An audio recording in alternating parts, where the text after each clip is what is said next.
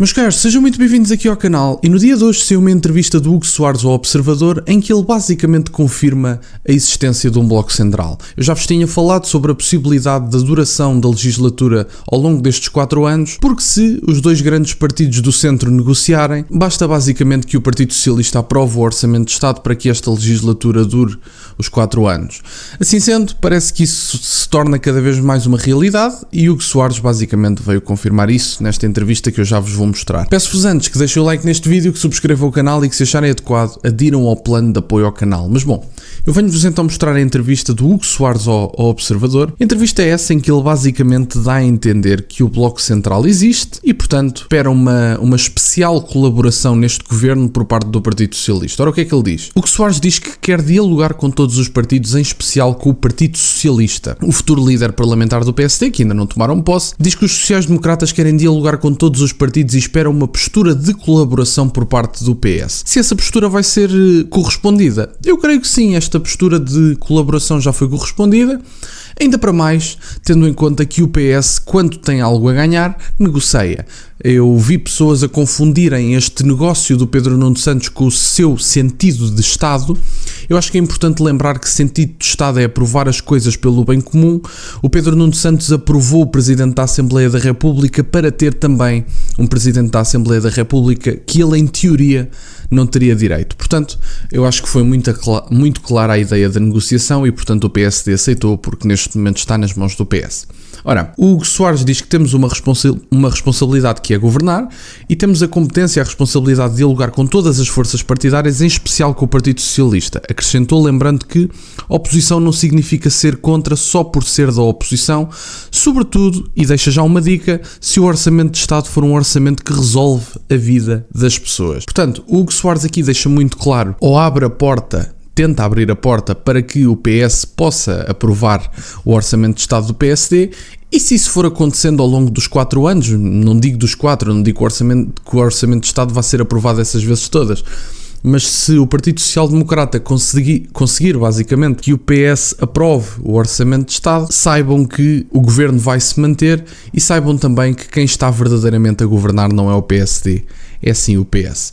O PS basicamente só irá forçar eleições quando vir que já passou tempo suficiente para o esquecimento do povo português para voltar a existir a alternância. O que esta gente se está a esquecer é que com a formação do Bloco Central há um terceiro partido que vai ganhar força com isto tudo, porque efetivamente o PS neste momento também não tem interesse em eleições. Eles perderam as eleições, não foi por muito, mas eu acredito que no espaço de 6 meses a 1 ano, até porque o português tem a memória curta, no espaço de 6 meses a 1 ano, o Pedro Nuno Santos vai conseguir capitalizar os votos de novo, até porque o Pedro Nuno Santos é muito mais político do que o Luís Montenegro. Assim sendo, eu acredito que com grande facilidade o Pedro Nuno Santos vai anular essa distância de votos que o PS teve para o PSD e, passando tempo suficiente, o Pedro Nuno Santos conseguirá ser primeiro-ministro, ultrapassando o PSD tranquilamente, até porque o PSD mostra que não tem espinha dorsal, mostra que não tem capacidade para negociar e o Pedro Nuno Santos vai tentar capitalizar os votos que passaram do PS para o PSD.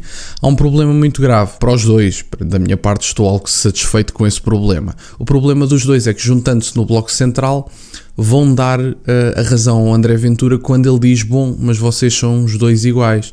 E parece que estão a agir como tal, porque aparentemente o Pedro Nuno Santos mostrou-se disponível para o orçamento retificativo sem grandes problemas. Reuniram-se numa manhã, aliás, pelo que consta nas imagens, falaram ao telefone no Parlamento e, portanto, não têm grande dificuldade em dialogar um com o outro. E ainda bem, eu da minha parte não vejo que haja um problema na possibilidade de negociação, na possibilidade de conversação. Não vejo que isso seja um problema. O problema é incoerência. Eu não vejo problema nenhum que o Bloco de Esquerda negocie com o PS. Eu veria problema era que o PSD negociasse com o Bloco de Esquerda. Isso é que seria estranho. É uma questão de coerência, não é? Porque o PSD dizia que o orçamento do PS era o pior orçamento da história. O mesmo PSD que estava indeciso sobre a ideia de um orçamento retificativo ou não. Da minha parte, eu não vejo problema que o Chega negocie com o PSD ou com a IEL. Eu iria ver um problema, era que o Chega negociasse com o Bloco de Esquerda. Isso para mim é que seria estranho. Agora, da minha parte, efetivamente é isto. O que é que o Hugo Soares diz também? O que se demonstrou esta semana é que conseguimos encontrar soluções. Argumentou, questionado sobre uma eventual dissolução do Parlamento, se não for possível fazer passar os orçamentos de Estado, Soares respondeu que é muito cedo para falar sobre o assunto. Portanto, meus caros, da parte do PSD, já percebemos o que é que se vai passar. Não creio que haja grande dificuldade em perceber. Da parte do PS, eu acho que eles não vão forçar eleições enquanto virem que não conseguem capitalizar de volta os votos que perderam, porque efetivamente, menos do que eu esperava, mas efetivamente o PS levou um grande rombo nos votos que teve, e ainda bem, felizmente, não foi tanto quanto eu esperava, mas efetivamente levaram um grande rombo, ou melhor, não é que eu esperasse um rombo maior nos votos do PS, eu esperava era que o PSD conseguisse uma distância maior, porque a distância foi tão irrisória que eu acho que é basicamente impossível a governabilidade se o PSD nem se virar para a direita. Bom, a governabilidade é sempre possível, mas o PSD terá que se virar para a esquerda, que era uma coisa que repugnava e era aquele que dizia ser o líder da oposição, coisa que nunca fez. A oposição nunca foi o forte Luís Montenegro e aparentemente governar também não. O que eu acho que é interessante por parte de Luís Montenegro também é isto, é que um senhor que ganhou as eleições por meia dúzia de votos, um senhor que não tem maioria parlamentar, é também um senhor que não está disposto a negociar. Ele manda pessoas falarem por ele, a única reunião que ele teve foi com o Pedro Nuno Santos, aquela ideia de que, e eu vi isso, o Sebastião Bugalho a dizer, que é uma coisa que eu achei muito engraçada, que o André Ventura disse e desdisse várias coisas, uma das coisas que o Sebastião Bugalho apontava, e pronto, efetivamente eram todas burrice por parte do Bugalho, se me permitem a expressão, mas uma coisa que eu achei muito interessante é que o Sebastião Bugalho disse basicamente que o André Ventura foi incoerente quando disse que havia acordo, mas depois disse que ninguém falou com ele. Não é uma questão de incoerência. Porque o que consta por aí, e continua-se a ver na televisão, é que os líderes partidários do PSD e do Chega não falam. O que se passou foi líder de bancada parlamentar a contactar líder de bancada parlamentar. Portanto, efetivamente, o André Ventura não está a ser incoerente quando diz que o acordo existia, mas ninguém falou com ele. Porque a tal negociação não foi tida entre líderes partidários. Não sei porquê, sinceramente não consigo perceber, mas efetivamente não foi. Outra coisa que eu acho interessante e gostava de comentar até para terminar o vídeo. O Rui Tavares esteve com o Diogo Pacheco de Amorim na televisão. Estiveram a debater. E o Rui Tavares faz um exercício imbecil e desonesto intelectualmente que pergunta basicamente a Diogo Pacheco de Amorim quantas pessoas é que o Chega já conseguiu ajudar. Quantas pessoas é que se vê na rua que foram ajudadas por uma medida do Chega. Basicamente é o mesmo que perguntar quantas medidas é que o Chega conseguiu aprovar.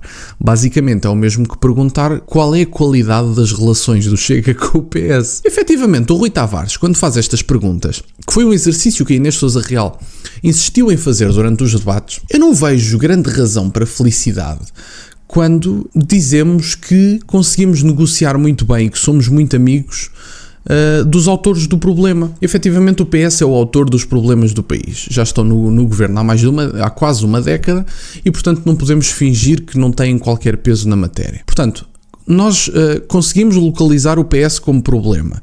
E ao mesmo tempo que localizamos o PS como problema, orgulhamos-nos imenso de conseguir aprovar propostas com os autores do problema. Isso não me parece muito coerente por parte do Rui Tavares. E, portanto, as pessoas que andam por aí a partilhar e tal, o Diogo Pacheco de Amorim e tudo mais. O Rui Tavares primeiro não deixava ninguém responder e a jornalista não meteu ordem na casa. E depois, mesmo que tivesse posto ordem na casa, independentemente do que o Diogo Pacheco de Amorim respondesse, é muito importante isto. O PS, por causa de alguns estarem esquecidos, o PS e não só, porque o próprio Paulo Raimundo veio à televisão dizer que estava muito orgulhoso de não ter aprovado nenhuma proposta do Chega, coisa que ao contrário aconteceu. Se a proposta era boa, o que é que interessa se veio do PCP, a verdade é só essa.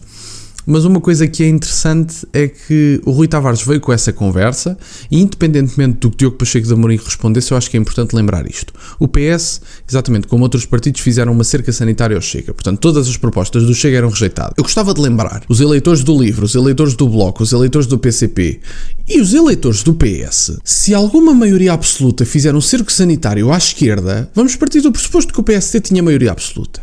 Se o PSD optasse por fazer cerco sanitário à esquerda, a esquerda também não aprovava medida nenhuma. E, portanto, eu acho que é preciso um bocadinho de desonestidade intelectual para vir dizer uma coisa dessas a público, é o que me parece a mim. Mas pronto, da minha parte era isto, porque eu acho que esta situação era um bocadinho triste e era necessário esclarecer isso.